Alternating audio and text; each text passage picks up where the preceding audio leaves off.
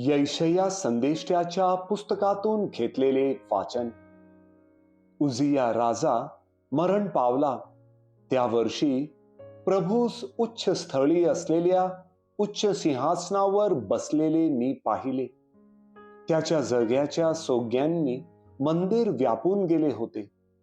त्याच्या भोवताली सराफिम उभे होते. त्या प्रत्येकाला 6 पंख होते. दोहोंनी तो आपले तोंड झाकी, दोहोंनी आपले पाय झाकी आणि दोहोंनी तो उडे.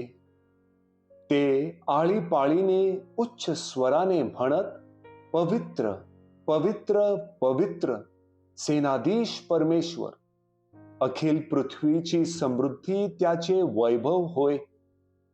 घोषणा करणाऱ्यांच्या ह्या वाणीने उंबरठे हालले आणि मंदिर धुराने भरले.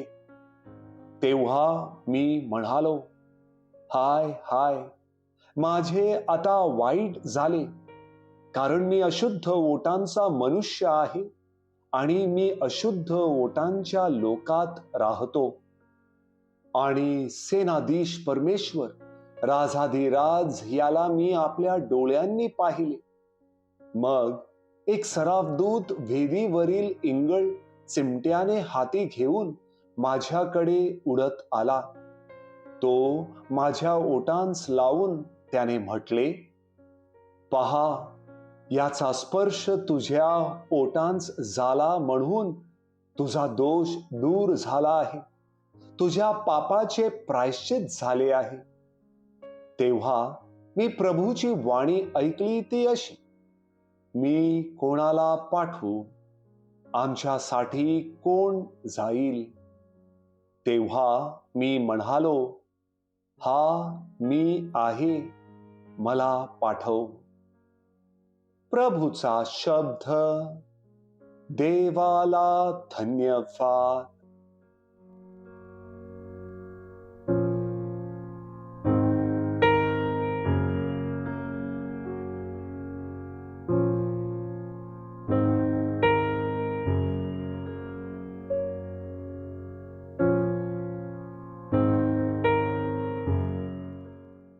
मथई लिखित पवित्र शुभवर्तमानातून घेतलेले वाचन.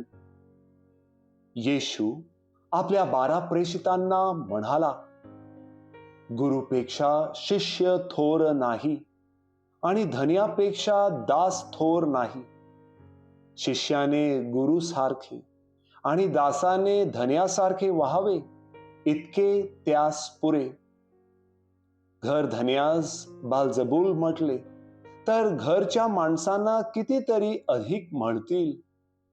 ह्यास्तव त्यांना भिवू नका, कारण उघडकीस येणार नाही असे काही झाकलेले नाही आणि कळणार नाही असे काही गुप्त नाही.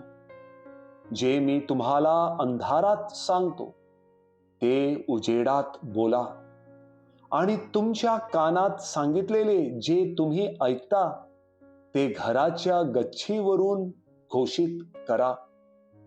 जे शरीराचा घात करतात पण आत्म्याचा घात करावयास समर्थ नाहीत, त्यांना भिवू नका.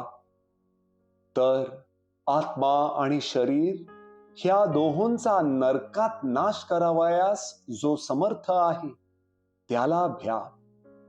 2 चिमण्या दमडीला विकतात की नाही? तथापि तुमच्या पित्या वाचून त्यातून एकही भूमीवर पडणार नाही. तुमच्या डोक्यावरले सर्व केस देखील मोजलेले आहेत, म्हणून भिवू नका. पुष्कळ चिमण्यांपेक्षा तुमचे मोल अधिक आहे. जो कोणी माणसांसमोर मला पत्करील त्याला मीही आपल्या स्वर्गातील पित्यासमोर पत्करीन. पण जो कोणी माणसांसमोर मला नाकारील त्याला मीही आपल्या स्वर्गातील पित्यासमोर नाकारीन. प्रभूचे शुभवर्तमान. हे प्रभू येशू ख्रिस्ता, तुझी स्तुती असो.